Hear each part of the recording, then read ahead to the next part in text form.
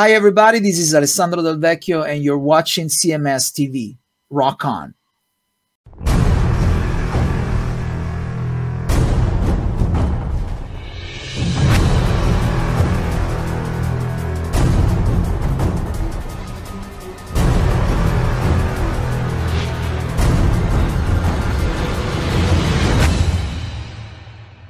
I like your fiery background. Is that brimstone and fire? Is that the dark Chris Aiken coming out? The evil Chris Aiken that Angry Anderson dubbed you as? Don't you know it's just our love burning like a flame? Is that what it is? You played the doc, and I might as well roll with it, right? That's more like an inferno. Yeah, that's kind of like how it was when I got fried. That's about exactly what the room looked like. Really? Is that really what it looked like? It was a big explosion, and the whole fucking room was on fire. Hell yes.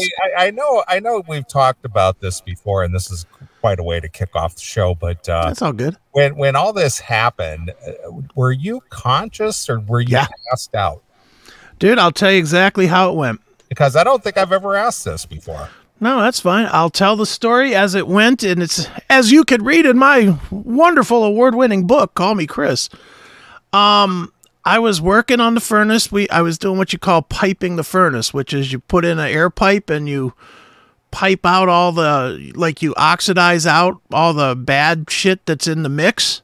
Yeah. You know, well, and the zinc and stuff like that. Because all the impurities. Yes. So I put the pipe in, I turn the air on. Fucking door blows right off. Door blows right off right at me. The pipe hits me in the face. I go flying back. I hit my back on a tow motor that was parked like 20 feet behind me or whatever, and I flopped forward. And I was like, oh, fuck. You know, I was stunned, not unconscious. I laid there for a second. I was like, oh, I got to get the fuck up. I got to get out of here. And I stood up, and just everything was blood. Just bloody mess. And, you know, I looked down at my hand, and I could see the bones in this hand, and, you know, the tendons were all curled up and shit. So it was instantaneous fry. Oh, yeah. Yeah. Well, the molten itself was 2,500 degrees. Right. So when it blew, it took everything off me, like clothes and everything. I didn't realize it. And I got up and I started walking out, kinda, like I started to. And then my friend Scotty and this other guy, Don, came running in and started beating the living shit out of me. Just, and I was like, what the fuck? You know, and I'm hurting and I'm a mess. I don't know exactly what's going on. Sure. And, you know, what ended up happening was I was still on fire. Oh. So they put me out, and then they took me to they took me into an office, and they laid a sheet on the floor. And within a second, the sheet was completely red because I was bleeding everywhere. Right. And I don't know how long later, but sometime later, paramedics came. I was still awake for all this. Paramedics came and they asked me the basic information. What's your name? What's your phone number? Do you have a wife? Do you have a girlfriend? Blah, blah, blah. That kind of shit. And they rushed me over to the hospital there in Bedford. And then, you know, they, I got on the helicopter. They flew me to Metro. I got into the Metro, and then they put me out, and that was it. That was the last thing I remember for about 3 weeks. Wow. Because I slipped right into the coma. I slipped into a full coma, not a drug-induced coma or a medically induced coma, on the operating table. So that is the story. Wow. So was it just molten metal around you, or was it like fire and everything else? Well, the room caught on fire. Like it was a steel mill, so there was a line, and there was, you know, paperwork and gas pipes and all kinds of shit in the room. So everything fucking blew up and was, you know, on fire. Everything in the room was on fire, and the molten metal just laying on top of shit was on fire. Burned, you know, burned desks and stuff. I'm gonna be honest. I don't know the full answer to that because I really wasn't looking around and say, this might be interesting for a later story. But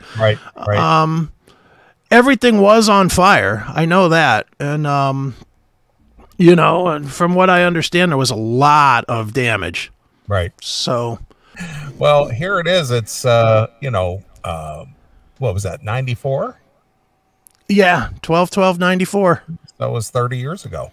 Yeah, it will be 30th anniversary. Wow, 30 years. Yep. Man, so, you know, you're a guy that wasn't supposed to live. Here you are 30 years later telling this story. That's right. So fuck you. Everybody said I wouldn't make it. Ha ha. And you got a good sense of humor about it. Dude, what are you going to do? Are you going to whine about it?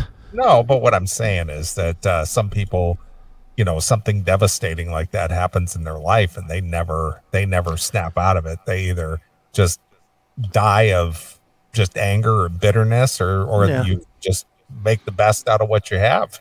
There's a name for those people. It's pussies.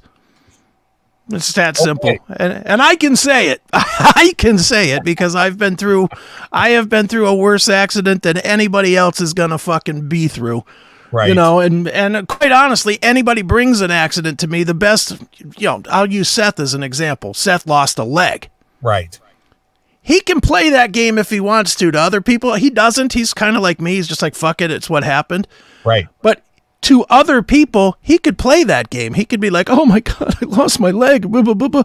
And what's he going to do when he gets in front of me? I'm going to laugh at that. Say, one leg, big fucking deal. Yeah. It's just like my whole body was on fire. Yeah. I got cooked, motherfucker. Beat that. Yeah.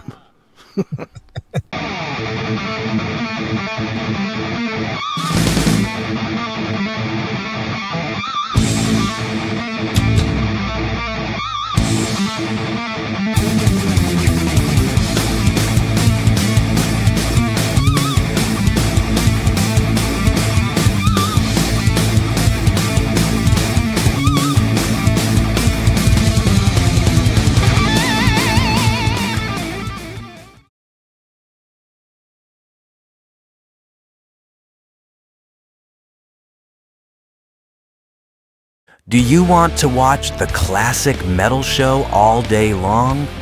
Do you have a Roku?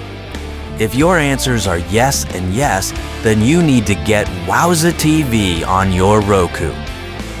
It's free to install and brings you the classic metal show on your TV 24/7.